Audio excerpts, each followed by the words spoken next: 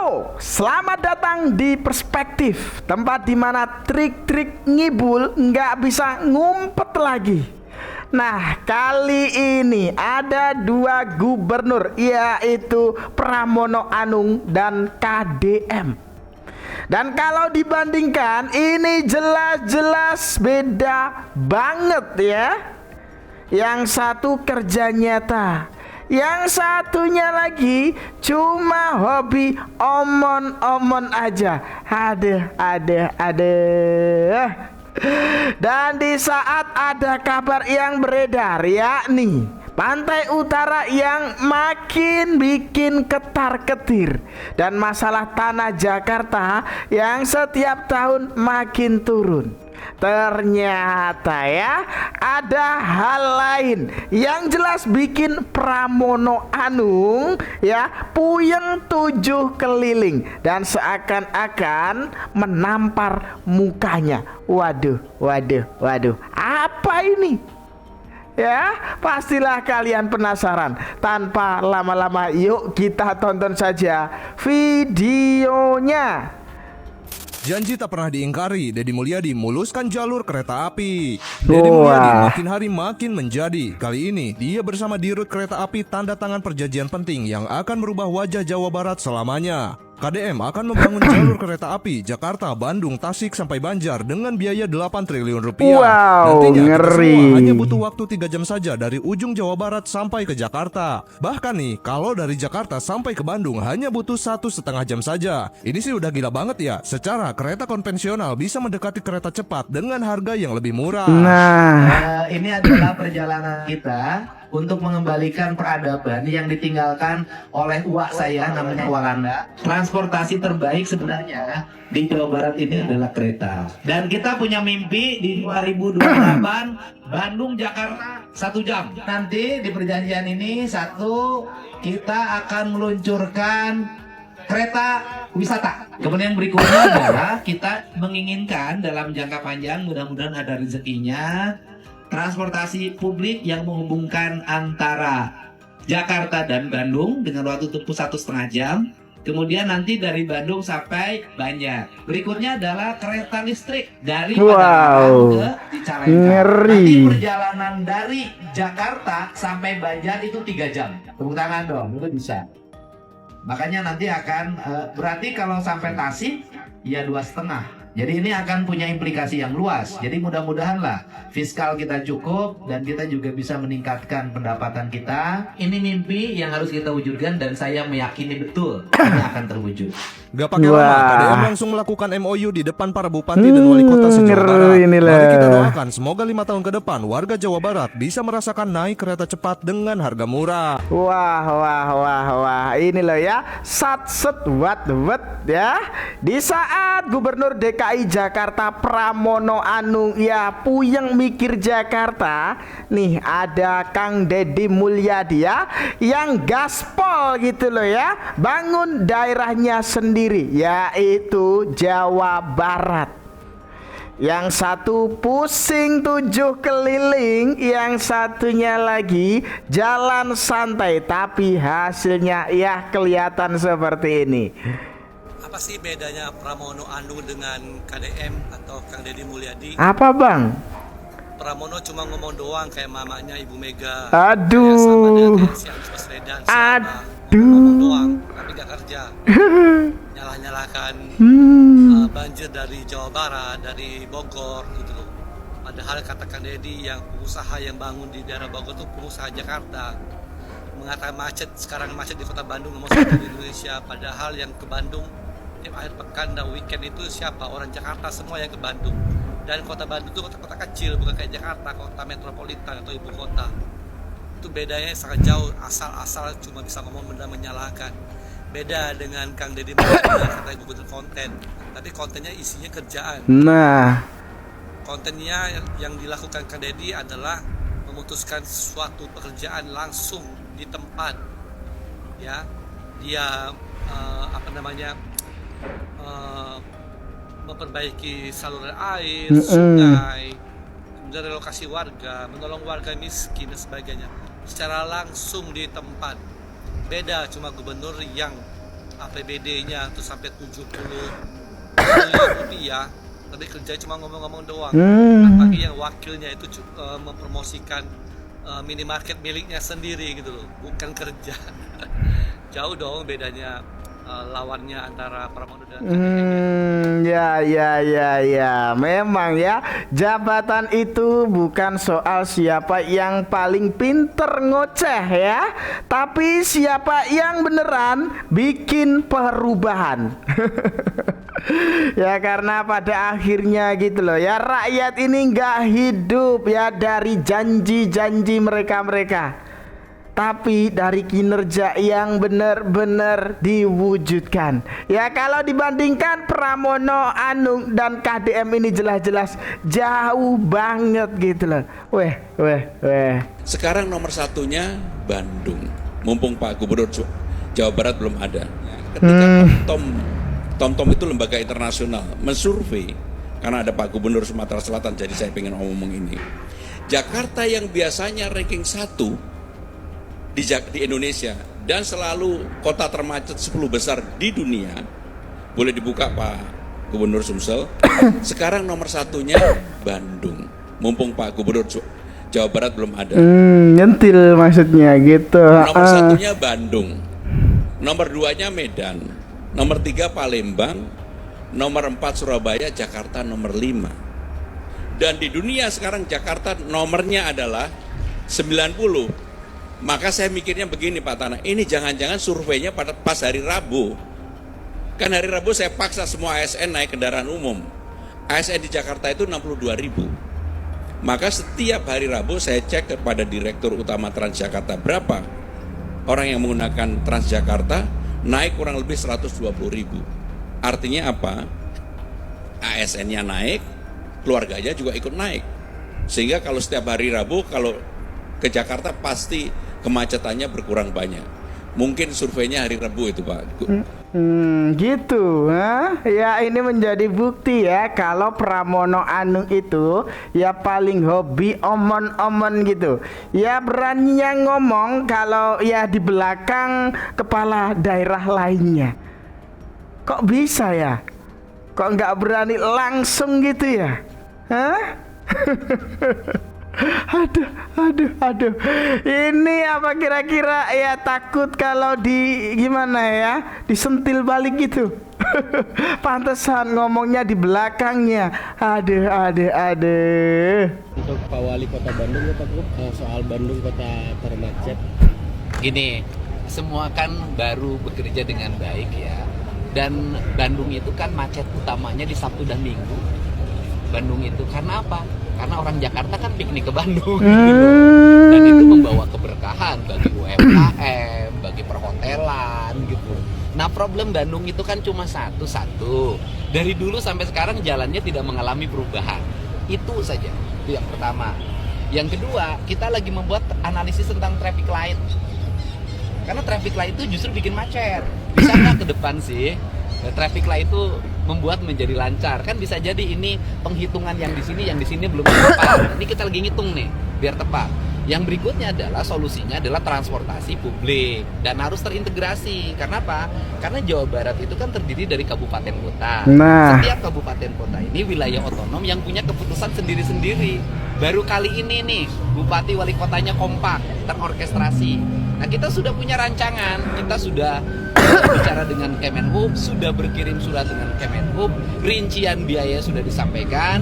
Mudah-mudahan usulan dari pemerintah Provinsi Jawa Barat dan Bappenas sudah menyetujui program transportasi publik dengan nilai investasi hampir 22 triliun itu bisa terrealisasi ya. Tetapi ini baru usulan dan baru hasil penghitungan konsultan. Nah, realisasinya ya kita tunggu pemerintah pusat. Karena kan kalau menyangkut investasi dari luar itu kan harus perizinan dari Menteri Keuangan. Ya. Pantesan tadi ya Pramono Anung itu kalau omon-omon ya di belakangnya ya KDM.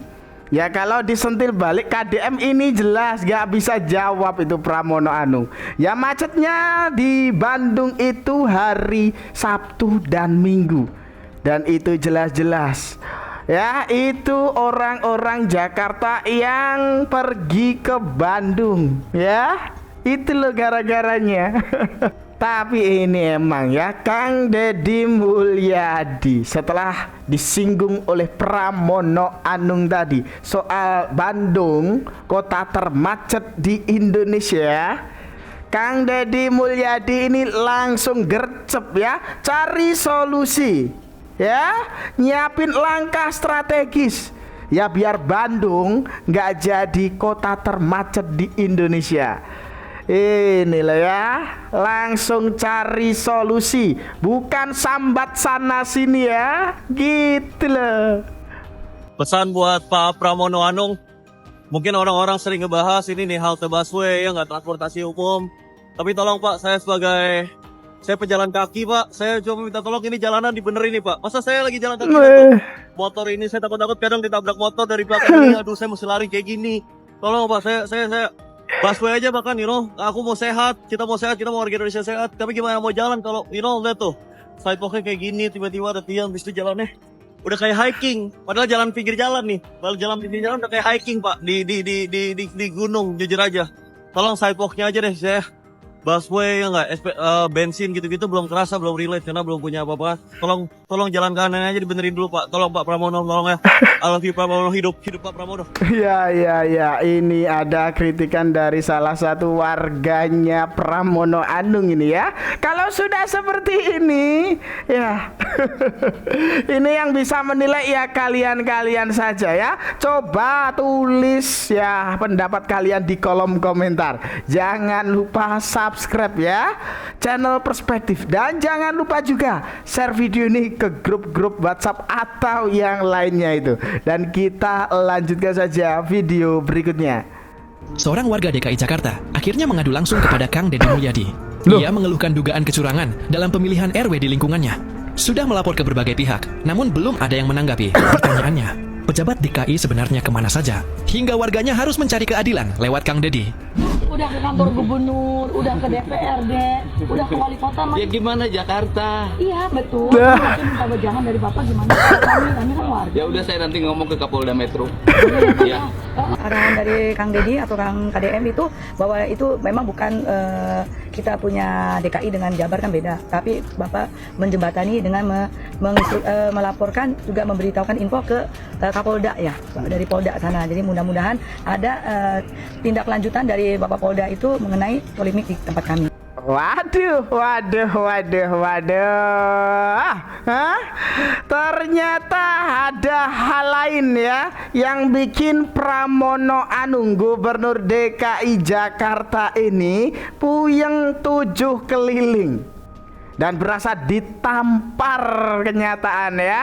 Ada ya. Ini loh, warga Jakarta mencari solusi ke Gubernur Jabar, ke Kang Deddy Mulyadi. Waduh, rakyat ya, warga Jakarta ini apa udah nggak percaya gitu loh sama gubernurnya sendiri. Lah, ini jelas malu ini Pramono ini. Aduh. Apa dia? Yang diacak-acak kelawar. Gua di sini. Yang tahu. Dia bilang gua preman. Jangan biasain dia tuh. Pejabat orang atunya, tahu nggak? Itu sama gua. Gua dibilang preman. Jangan ada kerampilan. Orang yang mati gua belain. Gak ada takut gua. Gua ke rumah sakit. Ini hati man di kalang diacak-acak. Ayo. Lu dari mana lu? Tahu dari mana ya? Yang pasien yang jatuh atas nama siapa? Atas nama Iqbal. Gimana dok? Ya kapayun dokter. Nanti lihat tangannya, kan saya biasa nanganin orang susah, Kayak gini Pak, operasi jantung. saya kan minta tolong, disuruh Pak Dokter Rodi belum datang. Terpaksa saya bayar dulu biar bisa Ya, sini. udah diganti belum Bang dibayar di sini? Belum Kita. dapat. Enggak masalah, saya kan kalau ini tertangani, saya nggak mau jelek pemerintahan. Wajar orang kecil, itu masalahnya. Nah, Pak Sekda, saya terima lagi Pak Sekda. Pak Sekda juga terus seperti ini jelas lagi. Oke, makasih Pak ya. Ya. Pak, biayanya saya yang nanggung ya, Pak. Pingken. Biayanya saya yang nanggung. Udah ya itu makanya kasih berarti itu makanya Pak Sekda. Selesai. Kan saya urusan sama Pak Deddy. Ya, udah urusan sama saya yang nanggung sampai selesai ya. Listriknya tadi Pareman heula. Apa sih? warung sendiri. Ini bekal ini di sini 1 juta dari saya. Ya. Wah. Dan nanti biayanya saya yang nanggung semuanya ya, sampai bekalnya 10 juta dari saya ya. Nah, cepat sembuh. Ini atas nama saya aja sebatnya. Ya, nama saya. Udah, makasih. Ini Madura juga? Sehat ya. Jualan apa? Apa itu jualannya? Oh, limbah. Warung. Kan warung ini itu depan itu kontrak sama Pak Lurah tempatnya, bayar tiap tahun. Sama Pak Lurah kan duitnya belum nyampe 1 tahun ini bayar. Kontrak dibalikin yang kontraknya sama Lurah itu, sama Lurah Jujun disuruh bikin rumah di sini, di situ disuruh bongkar sama dia. Berapa dulu? Nyewa sama dia. 1 tahun udah disuruh bongkar sama dia. Emang nggak rugi yang bikin rumah? Yang punyanya punya Lurah Jujun itu. Kok disuruh dikontrakin kayak ini? Kalau ini yang kontrakin ini adeknya. Tanahnya tanah jasa marga. Kok dikontrakin sama ini? Ke Pak Lurah aja beres Ya makanya itu Lurah yang ini. Ya udah. Itu yang nanti Lurahnya biar tanggung jawab. Komplainnya ke Pak Lurah ya. Hanya menjalankan tugasnya dia. Kalau sama Pak Lurah nggak disuruh bangun, ini nggak bakalan bangun. Warung itu warung apa ya? Yang ngelap. Limbah. Bukan warung kopi. Bukan. Udah saya Duit ini belum nyampe 1 tahun. Berarti bikin sisanya doang. Bawanya berapa? Bukan masalah sewanya yang bikin rumah yang enggak ya, kalau emang kontrakannya kan ada tanah milik. Pakai depan. Dibayar gitu. Orang yang bikin rumah belum 1 tahun disuruh bongkar. Oh, itu kaulah keula kurang aya urusan aya prosedur aya kurang ngomong. Pak Lurah ben untuk anu eta mah. Makanya Sewaan itu masalah itu mah moal. Saya deket dengan Karena ada tanggung jawab itu mah Indonesia. Ya, gini loh ya cara kerja Kang Deddy Mulyadi. Nggak banyak ngomong, ini langsung aja, ini kerja dan hasilnya nyata. Ngeri bukan main emang ya.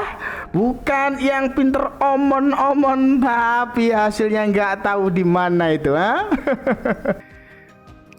Nama Gubernur DKI Jakarta Pramono Anung kini tengah jadi salah satu tokoh nasional yang dinilai punya prospek politik cerah. Ia dianggap diam-diam bekerja dengan baik, menyelesaikan berbagai persoalan Jakarta, punya empati dan kepekaan sosial, serta tak banyak masalah berarti yang menerpa. Relasinya di level elit dan di level masyarakat juga sangat baik terbina. Modal capres udah pasti kuat nih. Tapi ada mitos yang bisa jadi penghalang. Pak Pramono ini kelahiran Kediri, dan kota yang satu ini kerap disebut sebagai kota lengser. Ini adalah mitos bahwa pemimpin baru akan segera kehilangan kekuasaannya kalau berkunjung ke kota Kediri. Bahkan dulu, Pak Pramono saat jadi Seskap melarang Pak Jokowi untuk berkunjung ke Kediri karena percaya akan mitos keangkeran Kediri itu. Pak Pramono mencontohkan Gus Dur yang lengser setelah pergi ke Kediri. Kalau Pak SBY memang pernah ke Kediri ya, namun hanya di pinggiran dan menggunakan jalan pinggir yang tidak menyeberangi Sungai Brantas. Beberapa budayawan bilang Pak SBY tak berani masuk ke kota Kediri saat masih jadi presiden. Makanya banyak yang bilang mitos ini membuat sulit ada kepemimpinan nasional yang datang dari kota Kediri. Karena kota ini kerap disebut sebagai kota akhir alias kota lengser dan bukan kota awal. Well, yang jelas Pak Pramono dan dinastinya kini jadi penguasa di Kediri ya, karena anaknya kini jadi Bupati Kediri. Kalau menurut kalian gimana? Apakah mitos ini tidak terjadi untuk kepemimpinan yang berasal dari Kediri dan memuluskan jalan Pak Pram di 2029? Nama Gubernur DKI Jakarta dan Gubernur Jawa Barat ini santer diisukan ya, jadi calon kuat untuk maju jadi RI 1 ataupun RI 2. Tapi mitos inilah ya, kalau ada kutukan Kediri yang menghalangi Bapak Pramono Anung. Waduh, gimana ini menurut kalian ya? Tapi ini tadi loh ya, ada yang lebih membuat puyeng Bapak Pramono Anung. Bukan cuma ya tanah Jakarta yang tiap tahun ini turun, ini loh ya, warganya sendiri. malah ngadu ke Kang Deddy Mulyadi. Aduh, ini jelas ya, seakan-akan menampar muka dari Bapak Pramono Anung ini. Aduh, gimana ini menurut kalian ya? Gimana coba kalau sudah seperti ini? Tulis pendapat kalian di kolom komentar ya. Dan itu tadi sedikit informasi yang dapat saya sampaikan dalam video kali ini. Jangan lupa subscribe channel Perspektif, dan jangan lupa juga share video ini ke grup-grup WhatsApp atau yang lainnya itu. Ada kurang lebihnya saya mohon maaf ya. Sekian dari saya. Terima kasih.